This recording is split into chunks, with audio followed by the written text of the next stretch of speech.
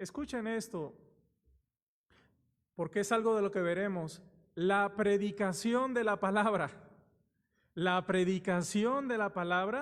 siempre tendrá diferentes reacciones en las personas. Siempre tendrá diferentes reacciones en las personas. Y quiero que veamos, hoy vamos a comenzar con el capítulo 4. Vamos a ver qué sucedió. ¿Qué sucedió mientras el apóstol Pedro predicaba su segundo sermón ahí en el pórtico de Salomón? Quiero que vean Hechos 4, versículos 1 y 2. Vean lo que dice la Escritura. Hablando ellos al pueblo, ¿qué estaban haciendo, hermanos? Estaban hablando, estaban predicando. Hablando ellos al pueblo, vinieron sobre ellos los sacerdotes con el jefe de la guardia del templo y los saduceos, resentidos. ¿Por qué fueron a ellos? Dice el versículo 2, resentidos de que enseñasen al pueblo y anunciasen en Jesús la resurrección de los muertos. La predicación de la palabra, la predicación de la verdadera palabra de Dios encontrará oposición por parte de los poderes de las tinieblas que no quieren que se rescaten las almas, como dice Timoteo, del lazo de condenación en que están a voluntad del diablo. Él no quiere que se rescaten las almas. Y esto no es de extrañarse, ¿no? Lo dice que mientras estaban hablando ellos, ¿qué sucedió? ¿Vinieron quiénes? Los opositores. Y yo creo que hemos experimentado esto cuando estamos compartiéndole a una persona. Siempre hay una interrupción. O suena el teléfono, o sucede esto o lo otro. Se está predicando la palabra de Dios y siempre va a suceder algo. Para empezar, ahorita tu mente puede estar en otro lugar y no concentrado en lo que está enseñándonos. ¿Por qué? Porque es una cuestión espiritual. Y cuando este pasaje para mí es de bendición, cuando yo recuerdo Efesios 3:10, para que la multiforme sabiduría de Dios sea ahora dada a conocer por medio de la iglesia a los principados, a toda esta cuestión espiritual que no vemos pero que es real. La palabra de Dios no queda nada más aquí. Lo he dicho muchas veces, la palabra de Dios retumba en un mundo espiritual que no vemos pero que es real. Y hay oposición, hay lucha. Hay una lucha espiritual. Pedro y Juan, dice la Escritura, que mientras hablaban al pueblo, dice que vinieron sobre ellos los sacerdotes con el jefe de la guardia, la siguiente, y los saduceos, la siguiente, y los saduceos. Ahora, ¿qué era lo que enseñaban al pueblo? ¿Qué estaban enseñando? Dice que vinieron porque estaban resentidos de que enseñasen al pueblo y anunciasen en Jesús la resurrección de entre los muertos. La palabra en griego para que enseñasen, esta palabra que ven ahí, resentidos que enseñasen, la palabra en griego es katalegein. Y esta palabra katalegein traduce que proclamaban cabalmente. Proclamaban cabalmente, y esa es nuestra responsabilidad. Esta es la responsabilidad mía como pastor, esa es la responsabilidad de todo ministro, pero también de todo creyente, de enseñar, de predicar la palabra cabalmente. No lo tengo en mis notas, no está ahí Irán, pero miren lo que dice Tito. Creo este pasaje se los compartía a los hermanos en la clase dominical, pero miren lo que dice Tito después de enunciar los requisitos precisamente de los ancianos y obispos, del pastor. Es lo mismo, anciano, obispo y pastor es lo mismo. Vean el versículo Tito 1:9. Dice, retenedor de la palabra fiel, tal como ha sido enseñada. ¿Qué dice? Retenedor de la palabra fiel, tal como ha sido enseñada, para que también pueda exhortar con sana enseñanza. Entonces, ¿cuándo será una enseñanza sana? Cuando lo que se enseñe sea ¿qué? La palabra, pero tal. Y el apóstol Pablo dice, oiga, nosotros no andamos como muchos por ahí adulterando la palabra. Ni nuestra enseñanza procedió del error. No, no, no, no, no. Dice, para que también pueda exhortar con sana enseñanza y convencer a los que contradicen. ¿Por qué razón? Porque hay aún muchos contumaces, habladores de vanidades y engañadores. En este caso eran ¿quiénes? Había muchos, pero dice mayormente los de la circuncisión, a los cuales es preciso tapar la boca. Es decir, que la verdad tiene que sonar más fuerte que todas esas ideas que hoy hay muchas, y más con la apertura que hay en la información y en la comunicación. La verdad, la iglesia verdadera tiene que ser columna, tiene que sostener la verdad y tiene que ser un baluarte, tiene que defenderla. Me encanta Colosenses, ya estudiamos Colosenses de manera expositiva. Colosenses 2:8 dice, mira bien que nadie os engañe por medio de ¿qué? Huecas. Vean por favor, porque es muy importante estas palabras. ¿Quieren ver Colosenses 2:8? Dice, mirad que nadie os engañe por medio de filosofías. Las filosofías son estas cosas o estos conceptos que quieren buscarle una explicación, a veces a lo que no entendemos por medio de la razón. Ojo, ayer hablaba con mi hijo esto, por preguntas que me hacía él. Hay cosas que la Biblia no dice. Entonces no busquemos hallar la explicación, porque si no las dicen es porque simplemente no necesitamos tampoco conocerlas. Deuteronomio 29:29 dice, pero las cosas reveladas, las cosas secretas y ocultas pertenecen ¿a quién?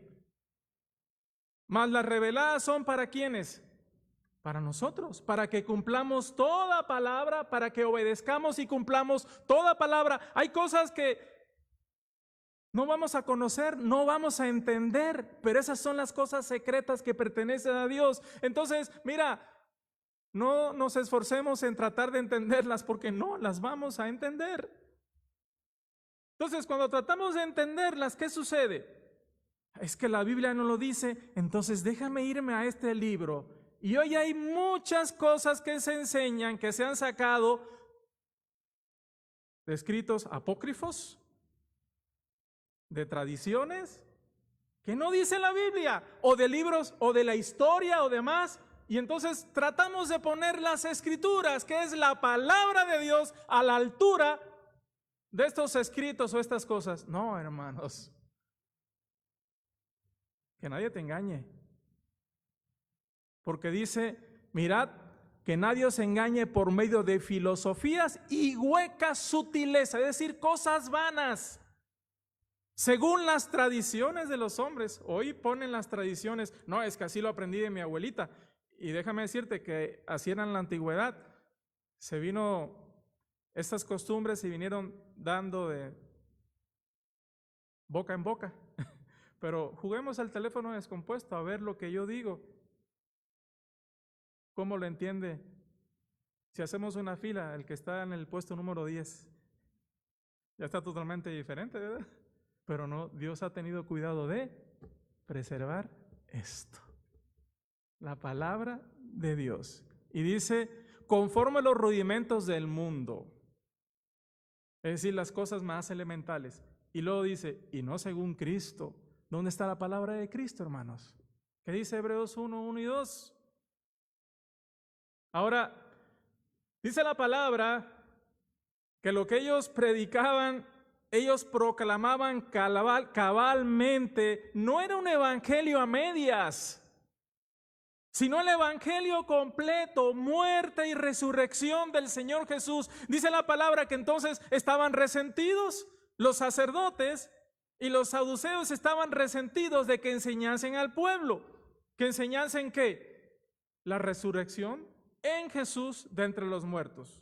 Entre ellos estaban ¿quiénes? Estaban los saduceos. Los saduceos, ellos no creían en la resurrección de los muertos. Ellos no creían en la inmortalidad del alma, ellos tampoco creían en la existencia de ángeles o espíritus. Ellos solamente basaban su doctrina en los 5 libros de Moisés, en el Pentateuco. Ellos creían que el alma moría con el cuerpo y ya no pasa nada. Esta discusión no la tuvo Pablo con la iglesia en Corintios, porque había unos que estaban enseñando que no había resurrección o que ya se había efectuado la resurrección. Entonces Pablo dice, bueno, si es así, entonces comamos y bebamos, vamos a darle rienda suelta al cuerpo porque después de esto vamos a morir. Pero no sucederá así. Vean en qué basaban ellos, pero vean cómo los confronta el Señor Jesucristo. ¿Quieren ver Mateo 22? Mateo capítulo 22, versículos 31 y 32. Y aquí sabemos el contexto del pasaje. Le hace una pregunta para tentar a Jesús y le trae una problemática de que una mujer había tenido 7 maridos y le dice, oye, dime, ¿de quién va a ser mujer? Porque tuvo 7 maridos, ¿de quién? Dice el versículo 30. Deja ver desde el 30 porque aquí te voy a enseñar algo.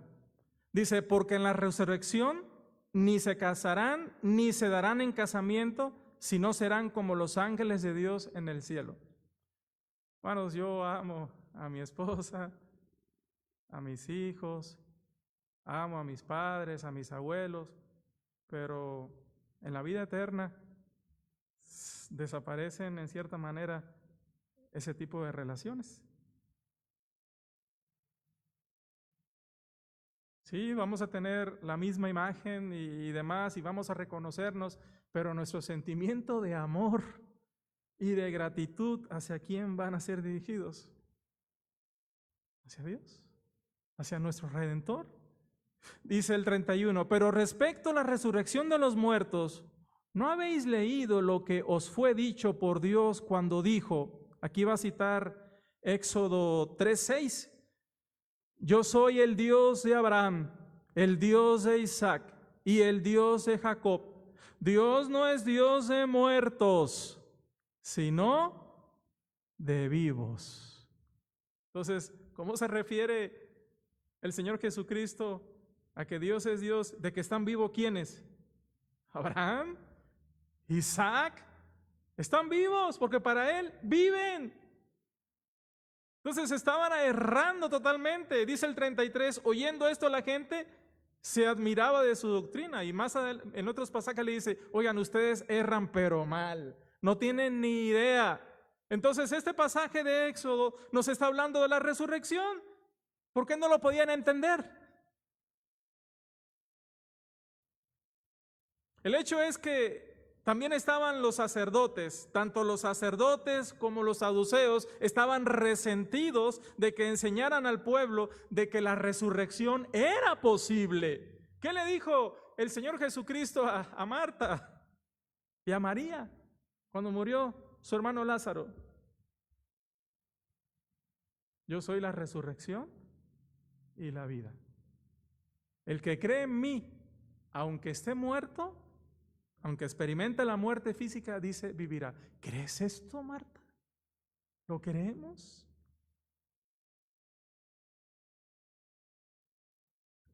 Jesús resucitó.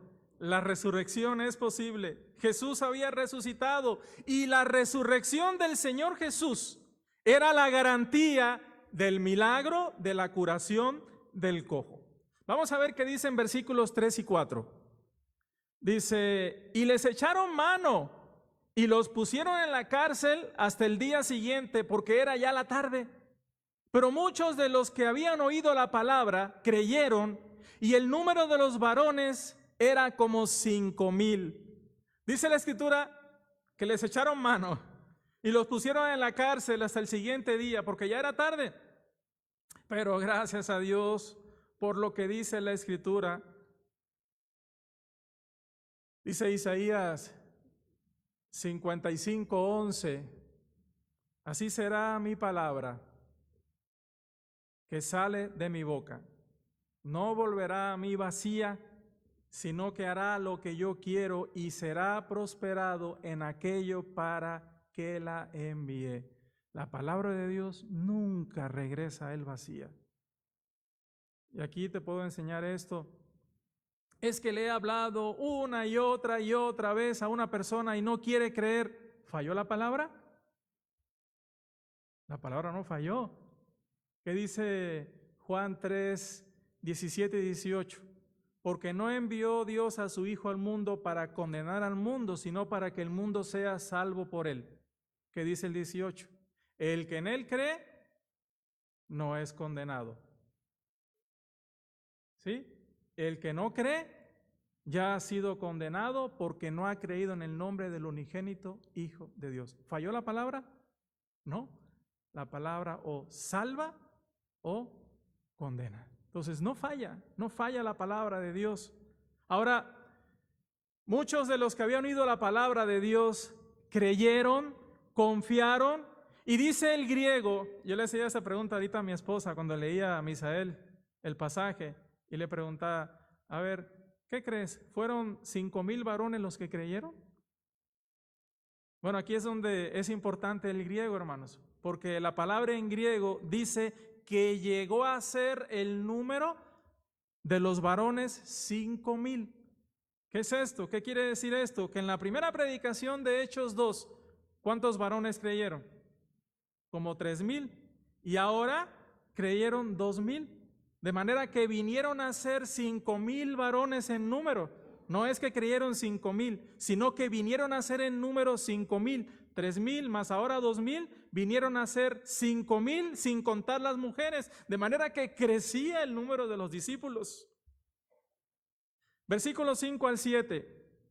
Dice la Escritura, aconteció al día siguiente que se reunieron en Jerusalén los gobernantes, los ancianos y los escribas, y el sumo sacerdote Anás, y Caifás, y Juan, y Alejandro, y todos los que eran de la familia de los sumos sacerdotes, y poniéndoles en medio les preguntaron, ¿con qué potestad o en qué nombre habéis hecho vosotros esto? Los jueces de este interrogatorio era la crema innata, ¿verdad? Gobernantes, ancianos, escribas y todos los que eran de la familia de los sumos sacerdotes. Y entonces lo que le preguntan a ver, díganos, ¿con qué potestad o en qué nombre han hecho ustedes el milagro de sanidad en este hombre cojo? El milagro era innegable. ¿Pero qué estaban buscando con este interrogatorio? Lo que buscaban eran acusarlos de usar artes mágicas o con los poderes satánicos para así poder silenciarlos, ya que estaba escrito en la ley, ahí en Deuteronomio 13, vamos a ver qué dice. ¿Tú crees que los estaban interrogando? A ver, dime más para creer en ustedes, para creer en tu palabra. ¿Tú crees que esa era la intención? ¿Tú crees que las preguntas que le hacían a Jesús era para creer en él? ¿O para qué era? Vean Deuteronomio 13, cuando se levantara en medio de ti profeta o soñador de sueños y te anunciare señal o prodigios, y si se cumpliera la señal o prodigio que él te anunció diciendo, vamos en pos de dioses ajenos que no conocisteis y sirvámosle, no darás oído a las palabras de tal profeta ni a tal soñador de sueños, porque Jehová vuestro Dios os está probando. Interesante.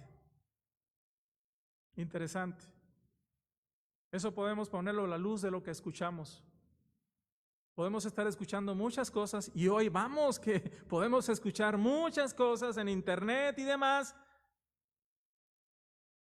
Piensa que puede ser una prueba para ver nuestra fidelidad a Dios. Aquí lo dice.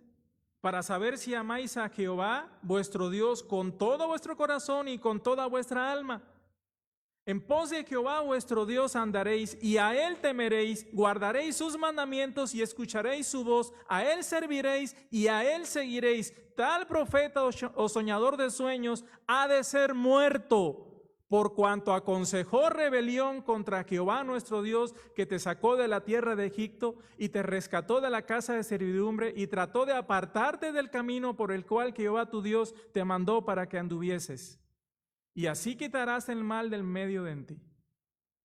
¿Qué decían de Jesús? ¿Que era un falso qué? ¿Y qué hicieron con él? ¿Qué querían hacer con Pedro y Juan? Lo mismo. Las intenciones no eran buenas. Ahora, ¿cuál fue la respuesta de Pedro y de Juan? Vean versículos del 8 al 12. Entonces Pedro, lleno del Espíritu Santo, les dijo: gobernantes del pueblo y ancianos de Israel, puesto que hoy se nos interroga acerca del beneficio hecho a un hombre enfermo, de qué manera éste haya sido sanado, sea notorio a todos vosotros y a todo el pueblo de Israel que en el nombre de Jesucristo de Nazaret, a quien vosotros crucificasteis y a quien Dios resucitó de los muertos, por él, es decir, por Cristo, este hombre está en vuestra presencia sano.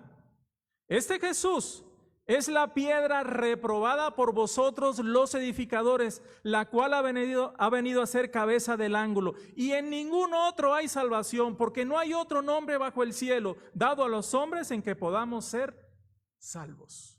Aquí se cumplió la palabra del Señor Jesús, la palabra que el Señor Jesús les había prometido. Quiero que vean Lucas 12. ¿Quieren ver Lucas 12? Versículos 8 al 12.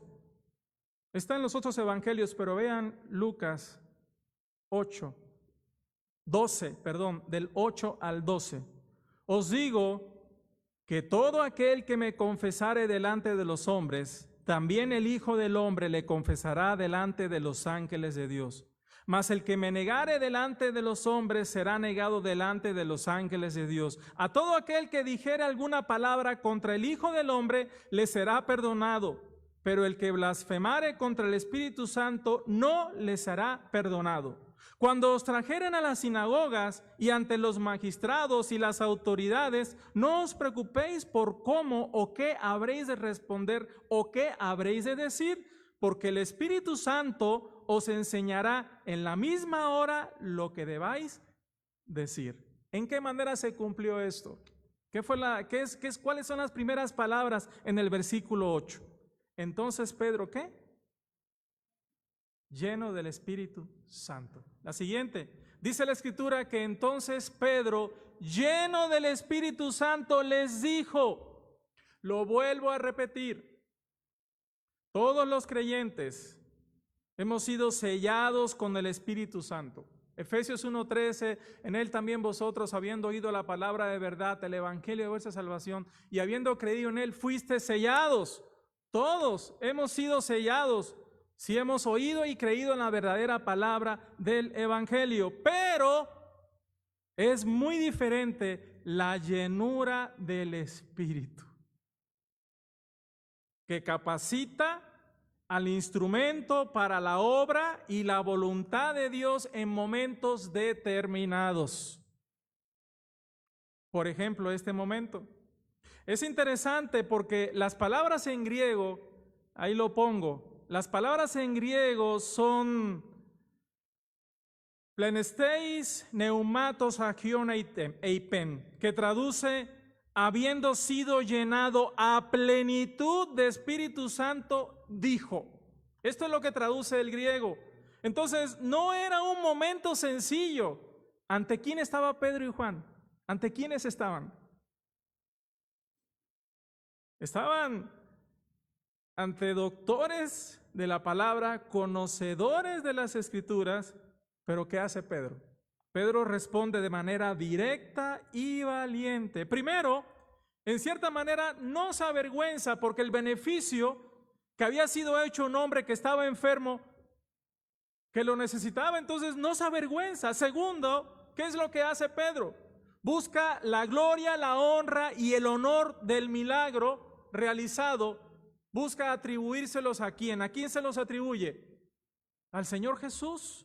Tercero, ¿qué es lo que hace? Lleno del Espíritu Santo, los confronta con su pecado para llevarlos a convicción de pecado, siendo el más fuerte testimonio a favor del Señor Jesús. precisamente su resurrección entre los muertos, algo que ellos sabían perfectamente que había sucedido. Ellos lo sabían. Ellos conocieron el reporte, ahí lo vemos en Mateo. Ellos conocieron el reporte de los guardias que cuidaban la tumba, y no eran ni uno ni dos guardias. ¿Y qué hicieron para acallarlos? ¿Qué hicieron para acallar sus conciencias? ¿Qué hicieron? ¿Les dieron qué? Dinero. Y nosotros os pondremos a salvos. Pero no podían negar la evidencia de la resurrección de Jesús. Aquí el apóstol Pedro, lleno del Espíritu Santo, los confronta y le atribuye el milagro de sanidad al Señor Jesús. El milagro no había sido obra de magia ni de poder satánico, sino por el poder del resucitado, de Jesús de Nazaret. A ver, ¿qué decían de Jesús? ¿Por Beelzebú hacía qué? ¿No lo decían de él? Por Beelzebú hace los milagros. Lo mismo estaban haciendo con ellos. Esa era la intención que había detrás. Versículo 11, la siguiente. El versículo 11 es interesante porque aquí es una profecía. Dice, este Jesús es la piedra reprobada por vosotros los edificadores, la cual ha venido a ser cabeza de ángulo. Esta es una profecía que ellos conocían muy bien y que tiene su cumplimiento precisamente en este momento. Vean lo que dice Salmos 118. ¿Quieren ver Salmos 118, versículos 22 y 23? Salmos 118, versículo 22 y 23. La piedra que desecharon los edificadores ha venido a ser cabeza del ángulo. De parte de Jehová es esto, y es cosa maravillosa a nuestros ojos. El Señor Jesús era la piedra desechada por ellos, que había venido a ser para ellos los constructores de nada, porque estaban desechando la principal piedra del ángulo. Lo que está diciéndoles Pedro es que el Señor Jesús, a quienes ellos crucificaron, es la base fundamental y necesaria para la salvación. No puede haber salvación sobre la base de ninguna otra cosa, solamente en Jesús.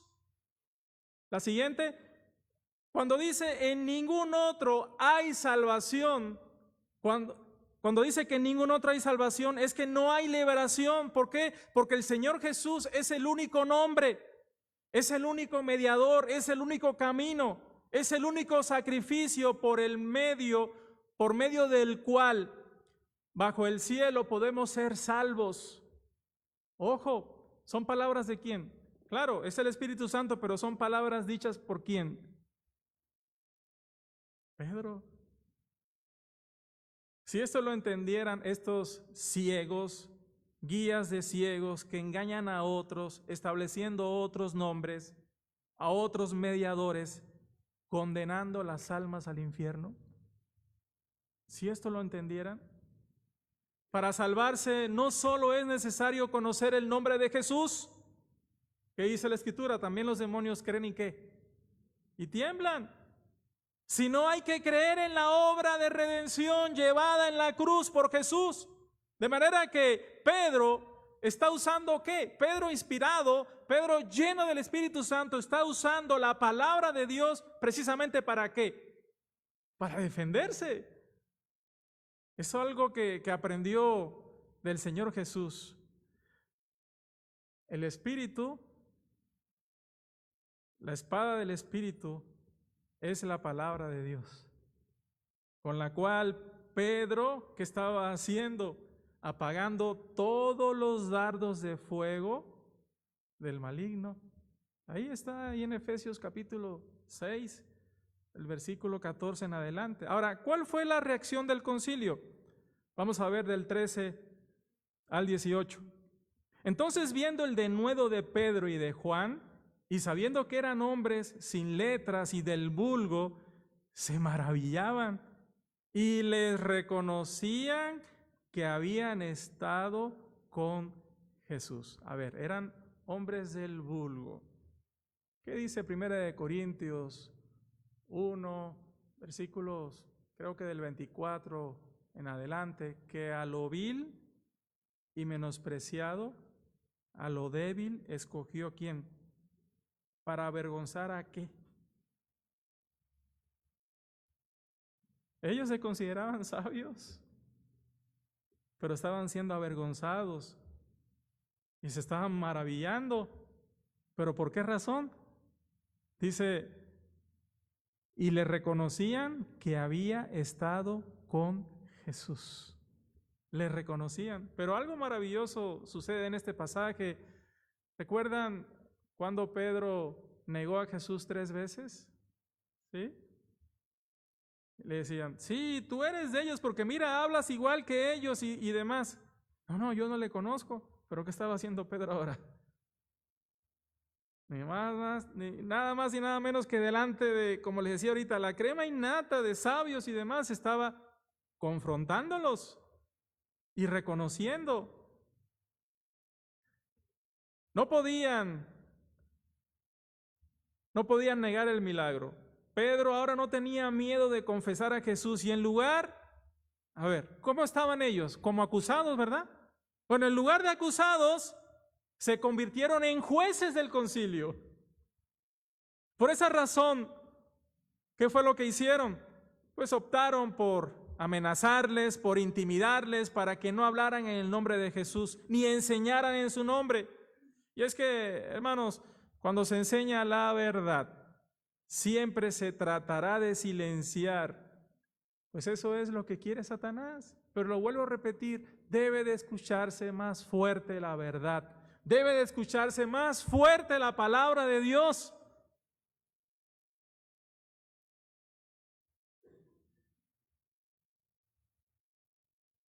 Qué dureza y qué obstinación de corazón de estos hombres. Yo meditaba en esto. ¿Podían negar los hechos? No podían negar los hechos. Pero ¿saben qué? Tampoco se daban por vencidos. Bueno, a ver, sí es cierto. No podemos negar que este hombre fue sanado. Tampoco se daban por vencidos. ¿Cuál fue la respuesta de los apóstoles ante la intimidación? Vamos a ver versículos del 19 al 23. Dice la Escritura, mas Pedro y Juan respondieron diciéndoles, juzgad si es justo delante de Dios obedecer a vosotros antes que a Dios. Porque no podemos dejar de decir lo que hemos visto y oído. Entonces les amenazaron y les soltaron, no hallando ningún modo de castigarles por causa del pueblo, porque todos glorificaban a Dios por lo que se había hecho, ya que el hombre en quien se había hecho este milagro de sanidad tenía más de 40 años. Aquí, hermanos, con sabia mansedumbre, pero con valentía y con determinación, Pedro y Juan responden a las amenazas. ¿Qué es lo que les dicen? A ver, juzguen ustedes si es justo delante de Dios obedecerlos a ustedes antes que a Dios. No podemos dejar de decir lo que hemos visto y oído. Dios había ordenado predicar el evangelio, era y es un mandato. Tenían en sus corazones una convicción que nada ni nadie podía hacerlos callar. Y la pregunta que les hace es más que clara la respuesta. A ver, juzguen ustedes, digan. Ustedes dicen representar a Dios. A ver, ¿es justo que ustedes no enseñen acerca de Dios? Hermanos, lo dice 1 Corintios, capítulo 1, versículo 20 y 21. Ya que en la sabiduría de Dios el mundo no conoció a Dios, agradó a Dios salvar a los creyentes por medio de ¿qué? De la locura de la predicación. Así es como agradó. Por medio de la predicación del Evangelio, depende la salvación de las almas. ¿Cómo podían callar si solo en Jesucristo está la salvación? Eran además testigos de primera mano. Si ellos como testigos no hablaban del Evangelio, ¿quién podía hacerlo? ¿Qué dice el salmista? Díganlo ¿quién? Díganlo los redimidos de Jehová, los que ha redimido del poder del enemigo. Si tú y yo no predicamos, ¿quién va a predicar? Pero si tú no tienes convicción, si no tenemos convicción, ¿cómo vamos a convencer? Si no estamos realmente convencidos. De manera que los amenazaron y los soltaron, no teniendo razón para castigarlos. ¿Por qué razón? Por causa del pueblo. Porque había sido testigo y aparte este hombre tenía como 40 años. La siguiente, los principales sacerdotes hicieron todo lo posible para aplastar la iglesia. Pero aún y cuando pudieron atarles las manos, aún cuando pudieron intimidarles, no pudieron cambiar su corazón. No pudieron apagar el fuego, no pudieron apagar la convicción que había en ellos de decir que eran testigos de que Jesús era el Mesías. Esta era la primera confrontación con el concilio, pero ¿sabes qué estaba sucediendo, hermanos? Dios estaba preparando a sus siervos para el sufrimiento. Ahora estaban encadenados, pero más adelante estarían en peligro de muerte. Pero ¿sabes qué? No se avergonzaban del Evangelio. ¿Cuál es la enfermedad del hombre? ¿Cuál es el problema del hombre? ¿Dónde radica la causa principal del problema del hombre? En una palabra, ¿cuál es? Pecado. ¿Cuál es la solución? ¿Cuál es la medicina? El Evangelio. El Evangelio. El apóstol Pablo dice, porque no me avergüenzo del Evangelio. Hermanos, si tú conoces a alguien que tiene problemas en su matrimonio, ¿cuál crees que sea la solución? Decirle, es que mira, sal más con tu esposa, es que mira esto, lo otro, platica con ella, es que mira, ¿crees que esa es la solución? No puede tener un matrimonio conforme al corazón de Dios si no tiene al creador del matrimonio en su corazón y en su vida. ¿Cuál es la solución? El apóstol Pablo dice, porque no me avergüenzo del Evangelio, porque es poder dinámico. La palabra aquí en griego es dinamita. Es poder de Dios para salvación. ¿A quiénes? A todo aquel que cree. Al judío primeramente. ¿Ustedes creen que los judíos no necesitan el Evangelio? Lo necesitan, si no se van a perder en sus delitos, van a morir en delitos y pecados, aun y cuando sean el pueblo de Dios. Dice que por causa del Evangelio, dicen Romanos que somos enemigos, porque ellos no creen en el Evangelio. Al judío primeramente y también al griego. ¿Por qué? Porque en el Evangelio la justicia de Dios se revela por fe y para fe. Como está escrito, mas el justo por la fe vivirá. Y recuerdo Hebreos 10, 35 al 36, ¿no? Y si retrocediere no agradará a mi alma. Pero nosotros no somos de los que retroceden para perdición, sino de los que tienen fe para preservación del alma.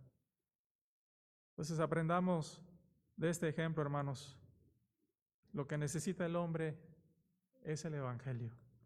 El Evangelio tal y como fue anunciado, la palabra tal y como llegó hasta nuestros oídos, no lo diluyamos, no le agreguemos, no le quitemos tampoco, sino anunciamos cabalmente de que el hombre necesita arrepentirse de sus pecados, de que el hombre necesita creer en el sacrificio de Jesucristo, de que el hombre necesita creer que Jesucristo resucitó y está vivo. Esa es la verdadera palabra del Evangelio.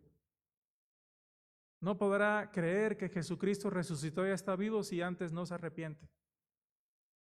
Entonces tenemos que predicar Lo mismo que comenzó el Señor Jesucristo a predicar. Arrepentíos, porque el reino de los cielos se ha acercado. O como lo vimos el domingo anterior, arrepentíos y convertíos, cambien de disposición mental para que vengan del Señor tiempos de refrigerio y Él os envía a Jesucristo que antes fue anunciado. Vamos a orar.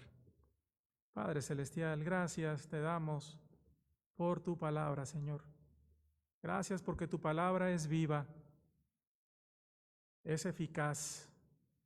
Toda ella, Señor, es inspirada por ti y es útil, Señor, para enseñarnos, para redarguirnos, para corregirnos, para reprendernos, para exhortarnos. Permite, Señor, que tu palabra haya caído en buena tierra y que tomemos con seriedad, Señor, el sentirnos deudores del Evangelio y que siempre que tengamos oportunidad lo compartamos y que tú también, Señor, nos des sensibilidad para reconocer cuando abres puerta y que nuestras pláticas no se vayan hacia cosas vanas, sino hacia cosas eternas, porque el hombre necesita conocerte a ti, al Dios verdadero y a Jesucristo, en quien está la vida eterna. Ayúdanos, Dios, hemos estado orando como iglesia, el ministerio de oración nos ha estado insistiendo de que tú, Señor, nos des un discípulo. Danos a alguien, Dios, a quien podamos compartir el Evangelio y que tú puedas traer convicción a esa persona y que podamos discipular y que pueda agregarse por medio del bautismo. Ayúdanos porque esas almas serán las coronas y el premio del cual podremos gloriarnos en tu venida. Ayúdanos, Señor, a tomar con responsabilidad ese mandato que tú nos has dado. En el nombre de Jesucristo, perdónanos, Dios, si a veces somos cobardes por no perder una amistad y no compartimos el Evangelio. Danos tal convicción, danos ese fuego, Señor, que tenía Jeremías, que no podía resistir, que no podía apagar. En el nombre de Jesús, damos gracias y lo pedimos